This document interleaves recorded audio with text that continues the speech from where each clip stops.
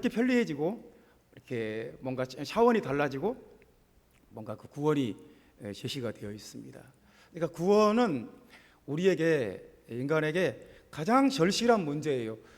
성경에서만 구원에 대해서 말씀한다, 그렇지 않습니다. 온 세상이 구원에 대해서 관심을 갖고 있고, 어떻게 해야 구원받냐, 무엇이 진짜 구원이냐, 다 거기에 그 중요한 문제라고 생각하고 거기에 관심을 갖고, 당연히 그럴 수밖에 없어요. 왜냐하면 인간의 현실이 쉽지가 않고 인간의 현실이 고달프거든요. 그래서 인간은 본능적으로 의식적으로나 무의식적으로나 구원을 생각하게 되어 있고 구원을 찾습니다. 그냥 이렇게 별로 생각하지 않는 세상에 이 천박한 구원관도 있습니다. 돈만 있으면 된다, 이게 이제 세상의 구원관입니다. 아주 별로 생각도 안 하고 별로 고민도 안 하고 어떤 깊이 있는 사유도 없고 그냥 어떻게 하면 우리가 잘 살 수 있을까, 제대로 살 수 있을까, 돈만 있으면 된다. 그것은 굉장히 천박한 구원관입니다. 세상 종교에도 어떤 구원관이 들어있어요. 온갖 수많은 이방 종교들 속에도 어떻게 해야 구원받냐, 대동소이합니다. 가장 보편적인 구원관은 선한 일 많이 하면 좋은 데 간다, 공덕을 쌓으면 죽어서 좋은 데 간다, 이런 그러니까 구원관이 없는 데가 없어요. 어디든지 다 구원이 있어. 이렇게 해야 구원받는다, 이것이 최고다, 이렇게 해야 산다, 제대로 살려면 이렇게 살아야 된다. 그런데 이제 오늘 본문은 이런 말씀을 해요. 주 예수의 은혜로 구원받는다, 그런 말씀을 합니다. 참 특별한 말씀이에요. 주 예수의 은혜로 구원받는다. 이런 말씀은, 이런 구원은 세상 어디에도 없어요. 성경에만 있는 구원이에요. 복음을 믿음으로 받는 구원에 대해서 말씀합니다. 이제 초대교회에 구원에 대한 어떤 충돌이 있었어요. 다툼과 변론이 있었습니다. 모세의 법대로 할례를 받지 아니하면 구원을 받지 못한다, 이렇게 주장하는 사람들이 있었고, 그리고 아니다, 주 예수의 은혜로 우리는 구원받는다, 또 이렇게 주장하는 분들이 있었고, 근데 이 문제가 그래, 서로 다 옳다고 하자, 그렇게 할 수 있는 문제가 아니에요. 굉장히 중요한 문제고 우리 삶의 가장 심각한 문제이기 때문에 그냥 서로 반씩 양보하자, 서로 타협하자, 그런 문제가 아니에요. 참 이게 중요한 분수령이에요. 만약에 초대교회가 이 문제에 대해서 신학적으로 어떤 분명한 판단을 내리지 않았다면 초대교회는 유대교회에 종속되어서 교회로서 발전하고 성장할 수 없었을 거예요. 굉장히 중요한 시점에, 그러니까 사도들이 생각하는 것보다 훨씬 더 중요한 그 시점에서 사도들이 하나님의 계시를 받고 하나님의 인도하심을 받아요. 그래서 오늘 우리가 보는 본문 안에는 모든 주격이 다 하나님이에요. 하나님께서, 하나님이라는 주격이 4번 나오고 하나님께서가 1번 나옵니다. 그런데 더 놀라운 것은 주격으로 5번 나오는데 서술격으로는 11번 나와요. 그러니까 하나님이 함께 계셔, 하나님이 복음을 들어, 하나님이 믿게 하시려고, 하나님이 나를 택하시고, 하나님이 성령을 주어, 하나님이 증언하시고. 그러니까 하나님이라는 주어는 하나인데 그 관련된 동사들은 11개나 나와요. 그러니까 이 사도들이 여기서 지금 자신들의 의견을 피력하기보다 하나님이 행하신 것들을 초점을 맞추고, 그래서 하나님은 우리를 주 예수의 은혜로 구원받기를 원하신다, 그런 결론을 내립니다. 어떤 이렇게 중요한 결론을 내릴 때 초대교회가 하나님의 음성을 듣고 하나님의 계시를 받았다는 거 굉장히 중요합니다. 그래서 오늘 여러분과 함께 주 예수의 은혜로 받는 구원은 어떤 구원인지에 대해서 같이 말씀 나누겠습니다. 주 예수의 은혜로 받는 구원은 어떤 구원인가? 첫 번째 말씀입니다. 7절 말씀 다 같이 읽어봅시다. 많은 변론이 있은 후에 베드로가 일어나 말하되 형제들아 너희도 알거니와 하나님이 이방인들로 내 입에서 복음의 말씀을 들어 믿게 하시려고 오래전부터 너희 가운데서 나를 택하시고 복음의 말씀을 믿게 하신다. 이것이 이제 구원입니다. 복음의 말씀을 믿게 하신다.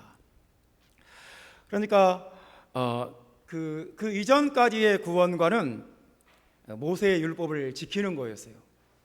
모세의 율법을 잘 지키고 철저히 지키고 확실하게 지키고 이런 게 중요했던 거죠. 그런데 이제 지킨다는 것은 어떤 되게 폐쇄적인 구원관이죠. 그러니까 1500년 전부터 있었던 그 모세가 가르쳤던 그 구원을 1500년간 지금 지켜왔던 거예요. 그리고 2000년이 지난 지금도 이 유대인들 중에 극단적인 종교인들은 그대로 지킵니다. 그런데 율법을 지켜야 받는 구원하고 복음을 믿음으로 받는 구원하고는 차원이 다릅니다. 그러니까 복음을 믿는 구원은 열린 구원이에요. 새로운 세계가 열리는 구원. 그래서 율법을 지킴으로 받는 구원보다 훨씬 더 뛰어나고 훨씬 더 능력 있고 우리에게 축복이 되는 구원, 그런 구원입니다. 믿는다는 말을 좀 생각해 봅시다. 믿는다는 말은 새로운 세계가 열리는 거예요. 그러니까 하늘을 날 수 있다 이렇게 믿는 사람들이 있었습니다. 그 라이트 형제였는데요. 아무도 사람이 하늘을 날 수 있다고 생각하지 않았습니다. 왜냐하면 중력이 어마어마하거든요. 높은 데서 떨어지는 것은 이건 법칙이에요. 중력의 법칙이에요. 그래서 인간이 하늘을 날고 싶어도 중력 때문에 날 수가 없다. 그건 불가능하다. 그런데 아니다. 양력이라는 것이 있다. 그래서 땅으로 떨어지는 힘도 있지만 하늘로 올라가는 힘도 있다. 그런데 일정한 어떤 추력이 발생하면, 그리고 양력이 발생할 수 있는 구조를 만들어 놓으면 하늘로 뜨는 힘이 땅으로 떨어지는 힘보다 더 크다. 이것을 믿었어요. 이것을 믿고 비행기를 발명했어요. 그러니까 믿는다는 것은 새로운 세계가 열리는 거예요. 만약 이것을 안 믿었다면, 양력이 발생한다는 것을 믿지 않았다면 인류는 지금 비행기 타고 어디 가는 거 상상도 못합니다. 그러니까 믿는다는 것은 항상 새로운 세계가 열리는 거예요. 믿음은 그렇게 능력이 있어요. 믿음은 바라는 것들의 실상이고 보지 못하는 것들의 증거예요. 믿음은 새로운 세계를 열어요.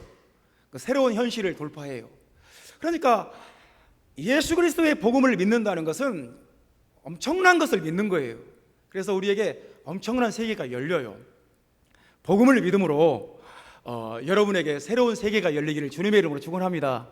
그러니까 지금 무슨 얘기를 하려고 하는 거냐면, 복음을 믿는다는 것은 지적인 동의 이상이에요. 그래, 예수님이 나를 위해 십자가에 달려 죽으셨어. 그리고 그 예수님이 유일하신 하나님이야. 나 그거 동의해. 나 그거 믿어. 그 이상이라는 거예요. 복음을 믿는다는 것은 복음으로 말미암아 새로운 세계가 열리는 능력이 있어야 돼요. 그래야 복음을 믿는 거예요. 복음을 믿으면 새로운 세계가 열립니다. 예수님이 이렇게 말씀했어요. 무엇이든지 믿고 기도하고 구하는 것은 받은 줄로 믿으라. 복음을 믿으면 이것을 믿는 사람들은 기도할 거예요. 기도하고 기도 응답을 받을 거예요. 그래, 주님이 무엇이든지 기도하고 구하는 것은 받은 줄로 믿으라고 그랬어. 나 믿어. 그럼 기도해요. 내 삶에 자기 힘으로 해결할 수 없는 것, 자기 뜻대로 안 되는 것, 간절히 원하지만 내 힘으로 할 수 없는 것에 대해서 나는 하나님께 기도하겠다. 기도해요. 그리고 기도로 돌파하는 능력을 체험을 해요. 그러니까 믿음은 새로운 세계가 열리는 거예요. 믿지 않는 사람은 에이, 기도한다고 뭐가 되는 거야? 기도한다고 그건 말도 안 된다. 나는 그런 건 난센스라고 생각한다. 믿지 않는다. 그러면 아무 일도 안 벌어지는 거예요. 다른 사람들이 기도하고 온갖 능력과 축복을 받아도 자기하고는 아무 상관이 없는 거예요. 그 믿음은 어떤 새로운 세계를 열어요. 베드로전서 1장 8절에 이렇게 말씀합니다. 예수를 이제도 보지 못하나 믿고 말할 수 없는 영광스러운 즐거움으로 기뻐하니, 우리가 예수님의 복음을 믿으면 기쁨의 세계가 열려요. 세상에 기뻐할 일이 뭐가 있어요? 세상 살면서 짜증날 일은 많고, 화나는 일은 많고, 억울한 일은 많고, 기분 나쁜 일은 많고, 불평할 일은 많이 생겨도 정말 기뻐할 일은 별로 없지 않습니까? 그냥 뭐 여러분 요즘 뭐가 기뻐요? 그냥 막 비는 내리고 습기는 차고 덥고, 도대체 기름값은 오르고, 도대체 우리 마음에 기쁜 일이 뭐가 있습니까? 세상 살면서 별로 기쁜 일이 없잖아요. 그런데 베드로가 이렇게 말해요. 예수를 믿었더니, 예수님의 임재와 그 살아계심을 믿었더니 말할 수 없는 그 기쁨을 말로 표현할 수가 없대요. 그리고 영광스러운 즐거움으로 기뻐한대요. 이런 세계가 열려요, 복음을 믿으면. 그러니까 복음을 믿는다는 것은, 그래, 예수님이 하나님이야, 예수님이 나를 위해 죽으시고 장사되시고 부활하셨어, 그리고 물과 성령으로 나는 거듭났어, 아멘, 이것 이상이라는 거예요. 복음을 믿으면 복음 안에 있는 그 새로운 세계가, 하나님의 나라가 열려요. 그 기쁨의 세계가 열려요. 예수님이 살아계시고 예수님이 지금 나와 함께 계신다, 이걸 믿지 않으면 이런 기쁨이 없어요. 전혀 없어요. 사랑하는 형제자매 여러분, 믿음은 새로운 세계를 열어주는 것입니다. 요한복음 12장 46절에는 주님이 이렇게 말씀합니다. 나를 믿는 자는 어둠에 거하지 않게 하려 함이라. 예수님을 믿는 사람은 어둠에 거하지 않습니다. 복음을 믿으면 더 이상 어둠에 거하지 않아요. 마귀의 권세에서 묶여있지 않다는 거예요. 마귀의 유혹과 마귀의 어떤 괴계와 그 마귀의 어떤 공격으로부터 벗어나서 하나님의 은혜 아래 보호받는다는 거예요. 믿지 않으면, 예수님의 복음을 믿지 않으면 여전히 마귀의 어떤 지배와 마귀의 권세 아래서 고통받는 거죠. 우리가 지난주에 완도 일가족 실종 사건을 보면서 충격을 많이 받았지 않습니까? 어떻게 부모가 이렇게 할 수 있을까? 지금 경제적으로 어렵다고 빚을 좀 졌다고 이런 일을 할 수 있을까? 마귀의 지배 아래에 있으면 못하는 짓이 없어요. 사람이 마귀의 통제 가운데, 어두움 가운데 있으면 사람은 말도 못하게 비참해지고 끝도 없이 비참해져요. 그래서 여기서 벗어나게 하는 것이 예수를 믿는 거예요. 예수를 믿으면 어둠에 거하지 않아요.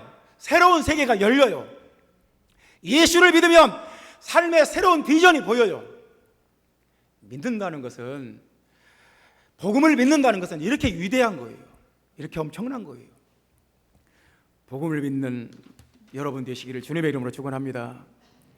그를 믿는 자는 부끄러움을 당하지 아니하리라. 여러분, 우리는 이런 말 들으면 별로 감동이 없어요. 부끄러움을 당할 수도 있고 안 당할 수도 있고. 그런데 성경시대에 지금도 중동 사람들은 그 나라는 수치의 문화예요. 그러니까 어떤 식이냐면, 수치스럽게 사는 것보다 죽는 것이 낫다, 이런 사고방식을 가져요. 그래서 자기 딸이 온 동네에 손가락질 받을 만한 어떤 일을 했어요.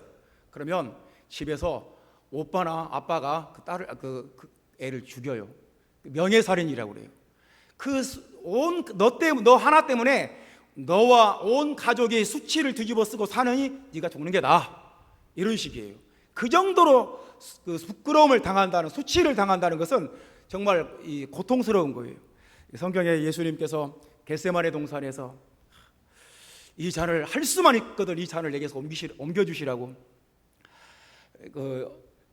지난주에 어떤 책을 봤더니 예수님이 십자가에 못 박히고 채찍에 맞고 그 육체로 받는 고통보다도 십자가에 벌거벗은 채 매달리는 그 수치심 때문에, 그 수치 때문에 주님이 그렇게 기도를 했다는 거예요. 그러니까 중동 사람들은, 중동 문화는, 성경시대의 문화는 부끄러움을 당하지 않는 것이 인생의 목표예요. 수치를 당하지 않는 것이 인생의 가장 큰 가치예요. 그런데 누구든지 그를 믿는 자는 부끄러움을 당하지 아니하리라. 예수님 안에 영광스럽고 자유스럽고 기쁘고 당당하고 담대하게 사는 길이 있어요. 복음을 믿으면 그런 세계가 열려요. 사람이 살면서 어떻게 부끄러움을 당하지 않겠어요? 어떻게 모멸감을 느끼지 않고 살 수 있겠어요? 그런데 복음 안에 그것이 있다는 거예요. 예수님의 복음 안에 그것이 가능하다는 거예요. 복음을 믿으면 새로운 세계가 열려요. 복음을 믿고 새로운 세계가 열리는 그런 체험이 날마다 우리 삶 가운데 일어나기를 주님의 이름으로 축원합니다. 예수께서 주와 그리스도이심을 믿으면, 내 마음에 믿으면 구원을 받으리라 그랬습니다. 믿으면 구원을 받는다는 거예요. 새로운 세계가, 구원받는 세계가 열려요. 영원히 우리 현실이 바뀌어요. 영원히 우리의 미래가 열려요. 믿으면 돼요. 믿으면 구원받아요.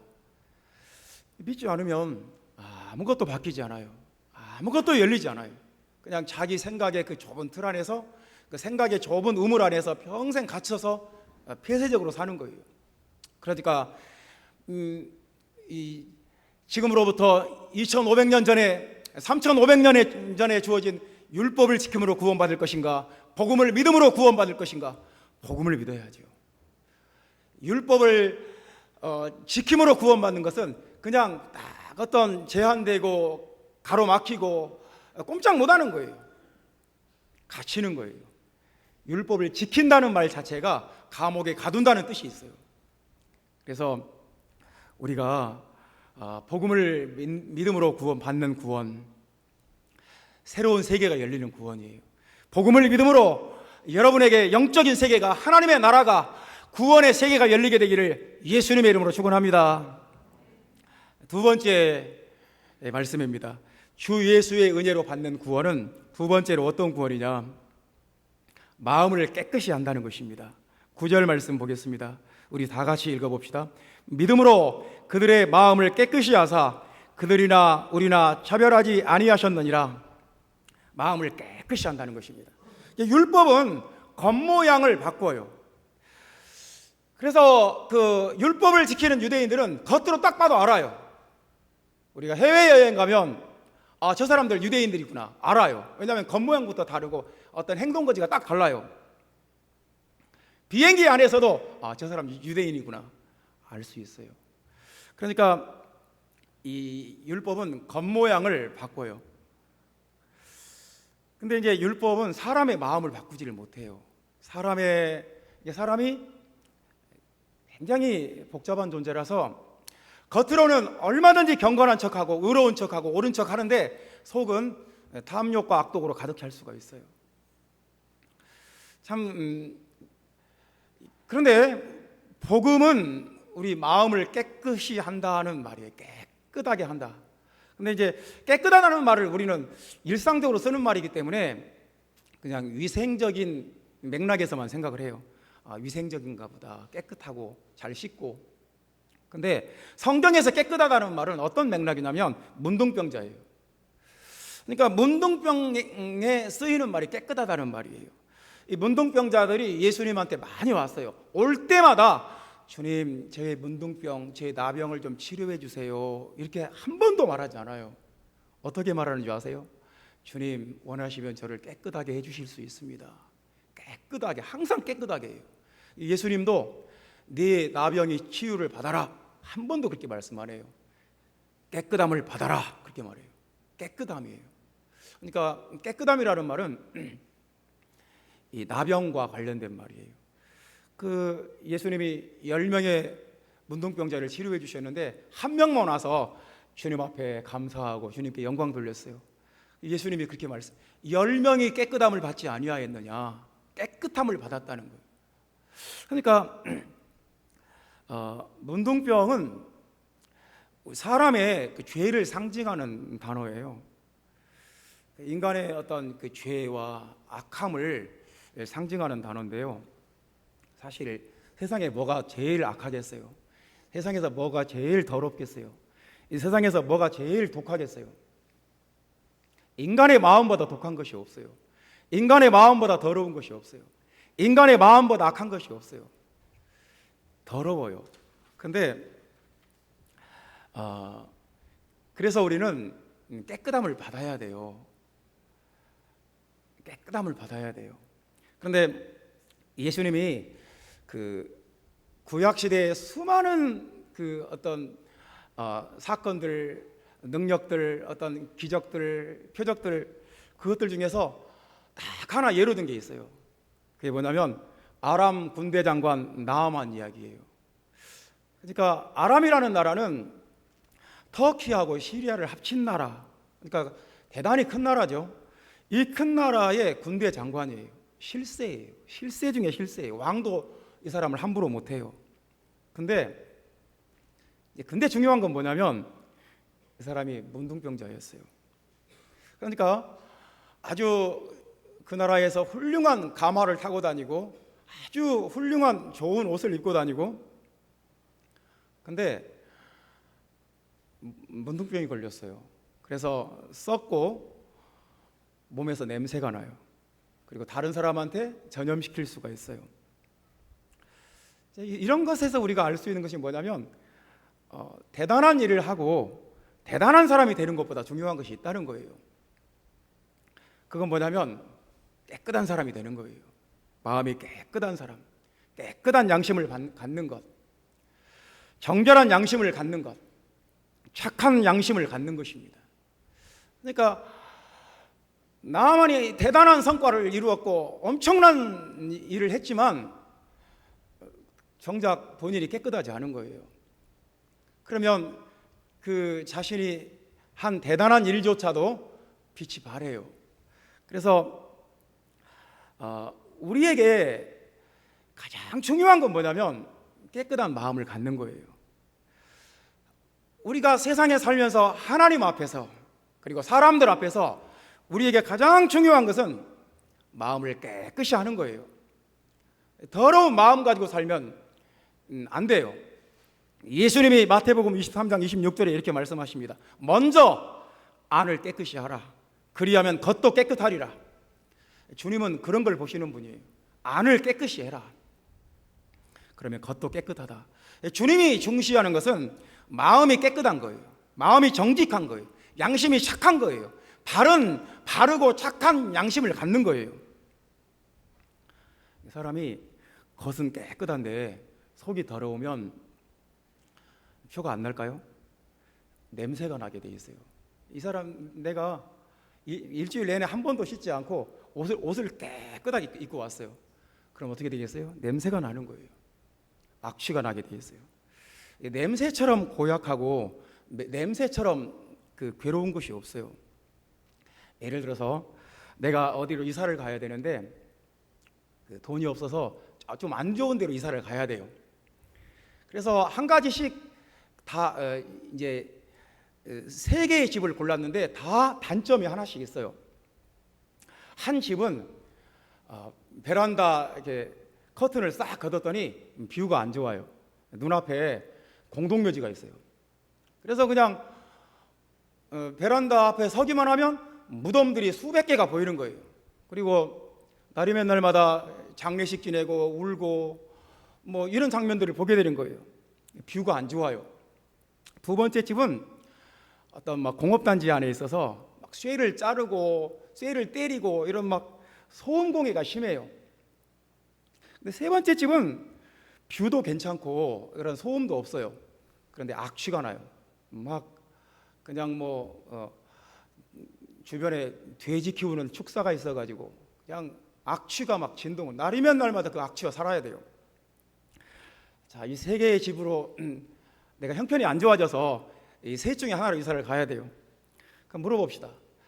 가장 피하고 싶은 집이 어떤 집일까요? 어떤 집에 가장 살고 싶지 않을까요? 제가 생각할 때는 냄새 나는 집이에요. 냄새가 나면 가장 눈으로 보는 것은 적응될 수 있을 것 같아요. 귀로 듣는 것도 적응할 수 있을 것 같아요. 근데 냄새 나는 건 적응 못할 것 같아요. 주님이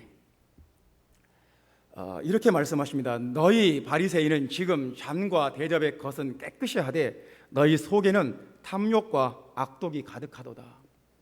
이게 사람이 그렇게 될 수가 있어요. 하나님 앞에서 자기 마음이 어떤지는 관심이 없고 사람들 앞에 내가 어떻게 보이느냐 거기에만 집중할 수가 있어요. 근데 이건 구원이 아니에요. 세상의 구원이에요. 세상은 율법으로 받는 구원, 어떤 세상 종교의 구원은 겉으로만 하면 돼요. 그런데 주 예수의 은혜로 받는 구원은 마음이 깨끗해지는 거예요. 내가 예수를 믿었더니 이상하게 내 마음속에 악독한 마음이나 어떤 탐욕이 다 사라져버리고 예수님만 바라보게 되었다. 예수님만 바라보고 예수님만 의지하게 되었다. 내 마음이 아주 단순해져 버렸다. 이런 체험들이 있어야 돼요. 형제자매 여러분, 에베소서 5장 26절에는 이렇게 말씀합니다. 이는 물로 씻어 말씀으로 깨끗하게 하사 거룩하게 하시고. 복음에는 능력이 있어요. 우리 마음을 깨끗하게 하는 능력이 있어요. 그래서 예수님의 이름으로 세례받을 때 깨끗해지고, 말씀으로 우리 마음이 깨끗해지고, 성령으로 우리가 깨끗해지고, 예수 그리스도의 피로 우리가 깨끗해지고, 우리 마음이 깨끗해진다는 거예요. 우리 마음이. 형제자매 여러분, 우리가 이 세상에서 하나님 앞에서 깨끗한 마음, 바른 마음, 착한 양심, 정직한 마음 갖고 사는 것이 정말 중요합니다. 그렇지 않으면 사람들이 모를 것이다 해도 다 알아요. 왜? 냄새가 나거든요. 썩은 냄새가 나요. 그래서 형제자매 여러분, 우리는 구원받아야 돼요. 주 예수의 은혜로 받는 구원은 마음이 깨끗해지는 거예요. 이런 능력과 은혜가 여러분 안에 차고 넘치기를 주 예수의 이름으로 축원합니다. 세 번째 말씀입니다. 주 예수의 은혜로 받는 구원은 이제 하나님의 백성이 된다 하는 말씀입니다. 하나님의 백성이 된다. 14절 말씀 다 같이 읽어봅시다. 하나님이 처음으로 이방인 중에서 자기 이름을 위할 백성을 취하시려고 그들을 돌보신 것을 시므온이 말하였으니, 여기서 자기 이름을 위할 백성을 취하신다, 이 말이 참 중요합니다. 취하신다, 잡는다는 말이에요. 가서 잡아낸다. 너 내 백성이 되거라. 너 내 백성이 되라. 너는 내 백성이 되라. 붙잡는다는 거예요. 꽉 잡는다는 거예요. 하나님도 자기 백성을 잡아요. 그리고 귀신도 잡아요. 누가복음 9장 39절에 이렇게 말씀합니다. 귀신이 그를 잡아 갑자기 부르짖게 하고 경련을 일으켜 거품을 흘리게 하며 몹시 상하게 하고야 겨우 떠나가나이다.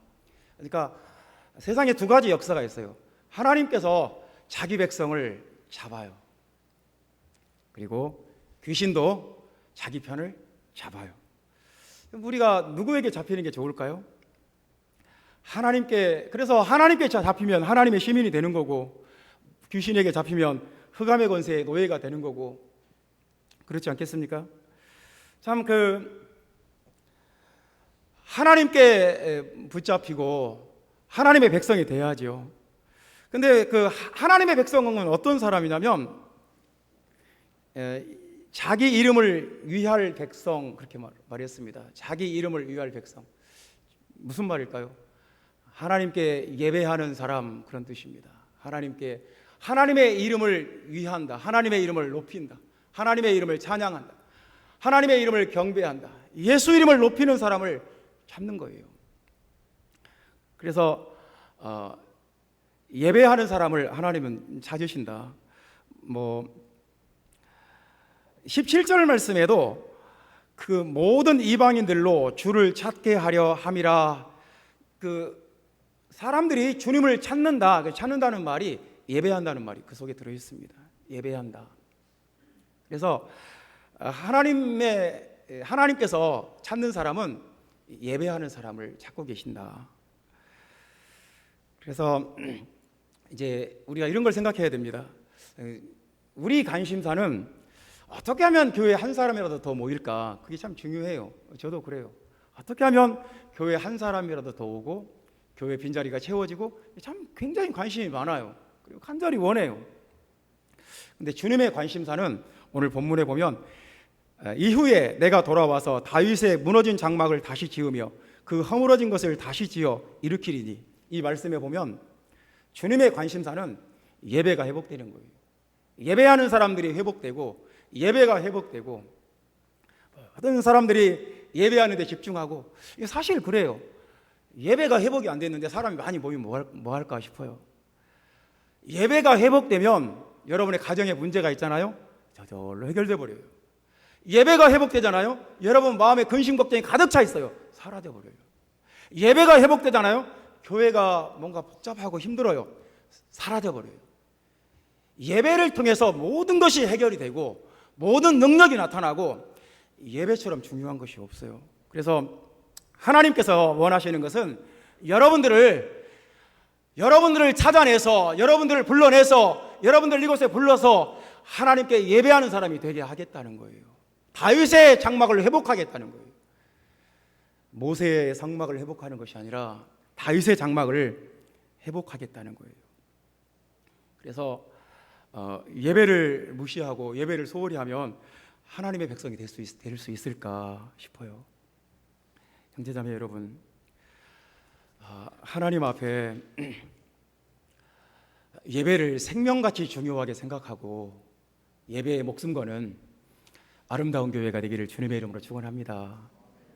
정말 예배하는 사람이 하나님의 백성이에요. 저 사람이 하나님의 백성인지 아닌지 알려면 예배하는 것 보면 돼요.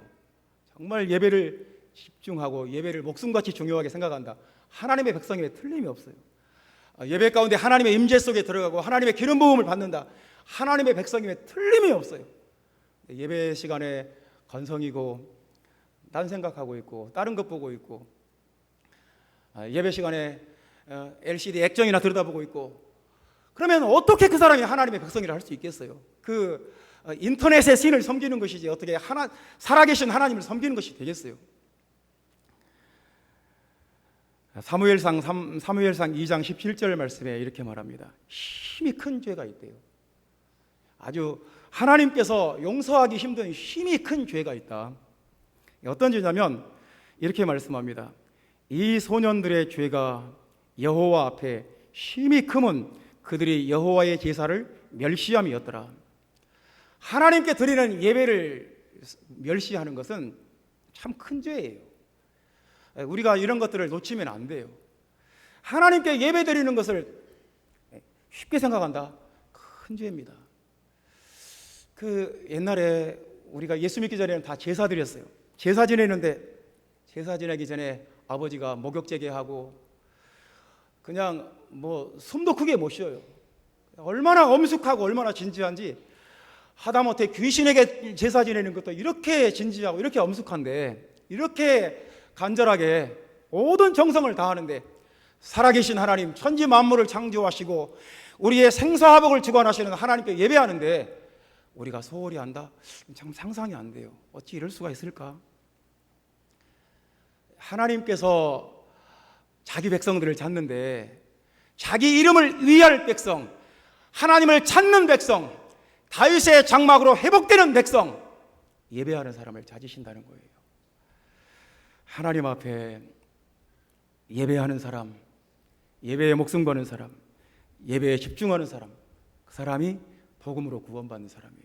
복음으로 구원받은 사람은, 예수 그리스도의 주 예수의 은혜로 구원받은 사람은 하나님의 백성이 되고, 하나님의 백성이 된 그 사람은 예배를 드려요. 예배에 집중해요. 예배를 자신의 삶의 가장 중요한 것으로 생각해요. 주 예수의 은혜로 구원받으면 예배를 드려요. 구원받는 여러분, 예배하는 여러분, 하나님의 백성 되는 여러분 되시기를 주님의 이름으로 축원합니다.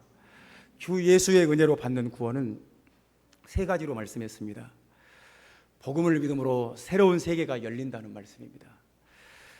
주 예수의 은혜로 구원받으면 마음이 깨끗해지고 그리스도의 향기가 난다는 것입니다. 주 예수의 은혜로 구원받으면 예배가 회복되고 하나님의 백성이 된다는 것입니다. 이런 구원이, 이런 놀라운 구원이 여러분 안에, 여러분 가정 안에, 우리 모두에게 임하기를 예수님의 이름으로 축원합니다. 기도하겠습니다. 주 예수님,